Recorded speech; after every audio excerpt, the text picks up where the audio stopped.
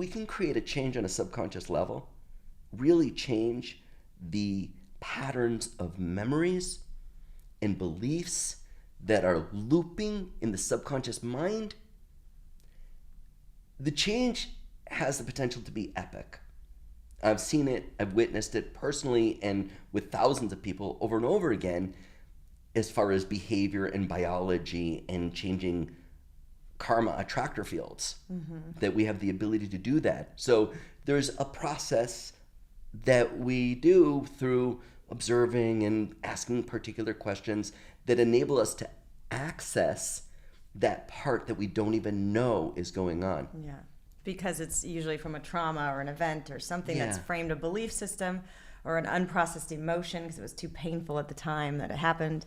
As if you, like for instance, if you hadn't worked with Gail in the moment or shortly thereafter, you know, there'd be a lot of fear and trauma and PTSD that she would have stuffed down into her body, into her system, and to be stuck energetically looping. Yeah. And we have so many of those events in our So life because many. we were never taught how to process emotion. A lot from our childhood because we have this lens of being a little child and everything is so scary. So it's heightened because everything is bigger and stronger and louder. And so we have these events that are, and the emotions that are trapped in our body, and it's subconscious. So that's what I love about, you know, as I understood the work of Bruce Lipton and I went on this journey with Heal, you know, to have a modality that actually guides you through it and then the muscle testing, your body doesn't lie, this kinesiology Doesn't lie. that accesses the subconscious, so it tells you, and you have this like, is it 1, 2, 3, 4, 5, 6, 7? Because you've road mapped like the emotions that are trapped or the conditions. Like it's so wild how you've really deciphered the language of the subconscious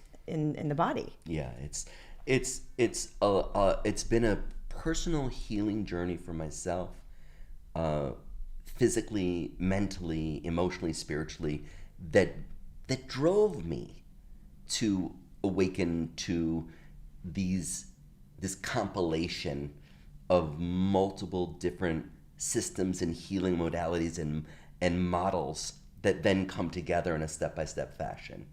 There's been a lot that's come into it, and you know the beauty of it is that, you know, we, like, inside of every beautiful face, doesn't matter who it is a child. There's a child in everyone's beautiful face. There's a little boy, there's a little girl, there's in every human being. You just stop and just like, wow, look for the child in a person. And being in a mother's womb, moment of conception, the developmental stage, birth, first year of life, first 7 years of life, the cement's wet. So the imprinting and the conditioning, and in these different moments where just information's going in those moments where we don't have the tools, we don't have strategies or support systems that can consciously guide us to choose love in the face of fear. It could be subtle, it could be extreme.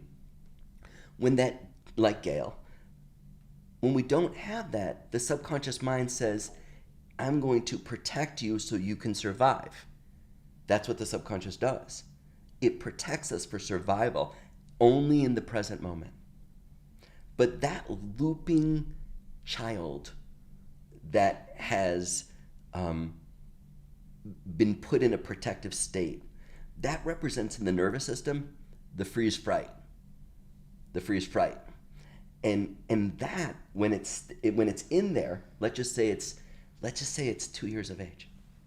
2 years of age in an environment where the family's going through addiction, financial challenges, what loss on some level, moving, combination of real life things, that 2-year young memory stays there. It stays there. And then it learns how to compensate.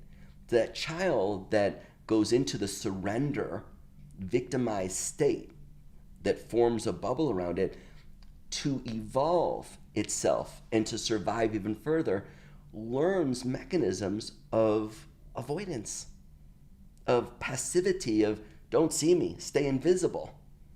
And that can only stay for so long, and that subconscious pattern evolves into another layer, another mask, another persona, another identity, where we start forming behavioral, biological, neurological patterns of being a people pleaser or a prover. I'm a doer, I'm a warrior, do. And then we're burnt out biologically and behaviorally in our life. That loops in all of us until we wake up. And on one level or another, we wake up at some point. It might be 2 lifetimes in the future, or it might be at the moment we die. We're like, oh God, why didn't I do that? Why did I keep on doing that? And and so it doesn't have to be like that. We can wake up in our lives and we can create change. I like to call LifeLine the fast pass at Disney. If I can get on the ride sooner, I will. It's not about bypassing my emotions. We go in and we process the emotions. We live with intention. We transform these core limiting belief patterns that have been keeping us in what's called a maladaptive stress reaction. Instead of adapting to the present, I'm reacting as if I'm 2. And when I'm 2, I don't know I'm 2 because I think, well, I'm 55. I'm a man at 55. I've got 3 teenage kids, No, when the 2-year-old gets triggered, my brain thinks like the 2-year-old. My body functions like the 2-year-old. My behavior becomes a 2-year-old.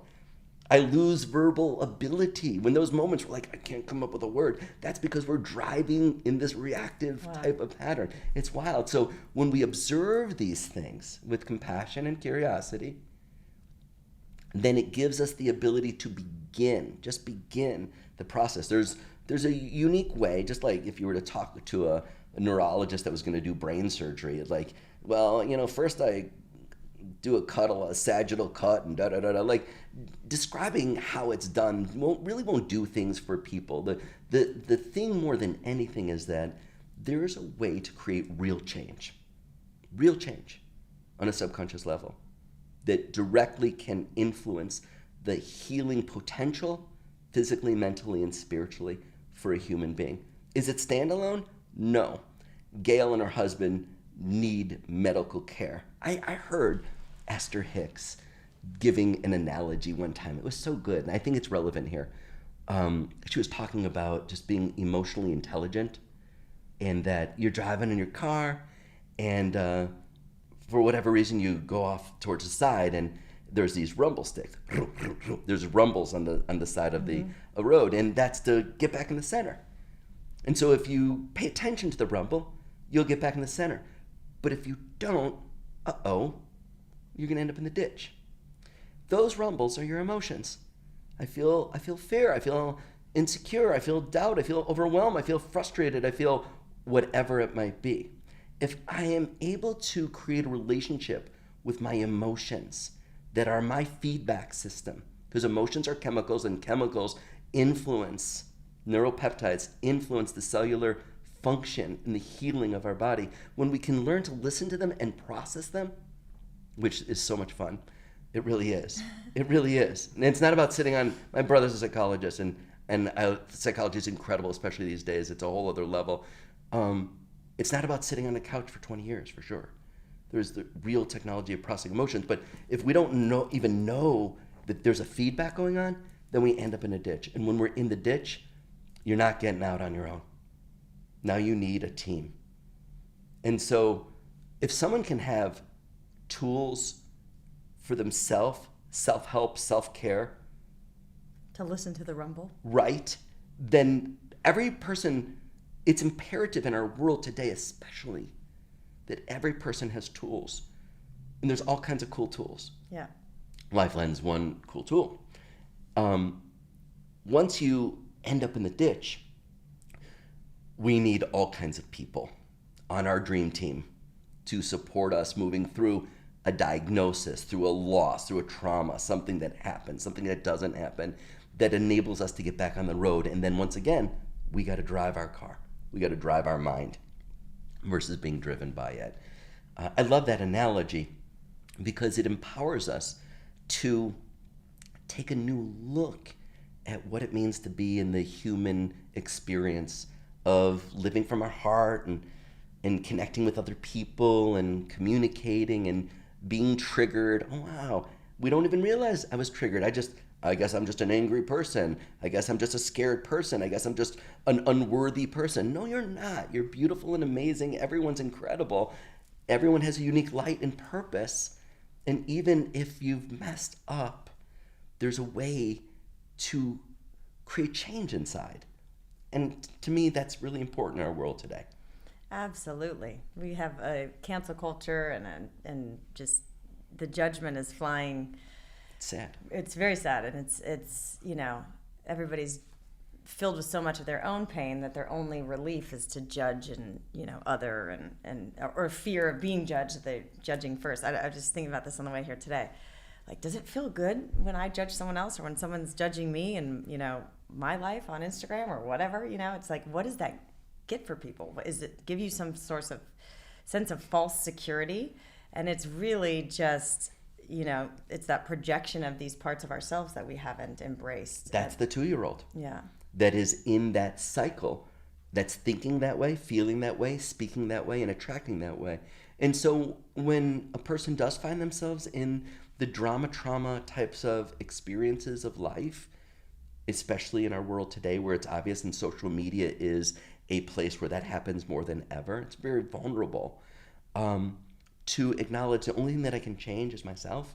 And as much as people say, well, it's not about you, it's about them, that's great. That might help for a second, but the pain's still the pain. And when you feel that pain, that's a rumble. And then you can do something with that. And when you learn how to process whatever that's triggering on a subconscious level within oneself, that not only affects how you think about it, feel about it, it changes your attractor field. Thank you for listening to the Heal Podcast. Be sure to tune in for more empowering wisdom and inspiring healing stories. Oh, and make sure you hit the follow button on Apple, Spotify, or wherever you listen to podcasts so you don't miss that one episode that holds the answer you've been searching for. And if you feel inspired, we would love you to rate and review us so that we have the opportunity to reach more people. And of course, you can follow us on Instagram for some behind-the-scenes fun and more inspiration at Heal Documentary and at Kelly Goris. Thank you so much and be well.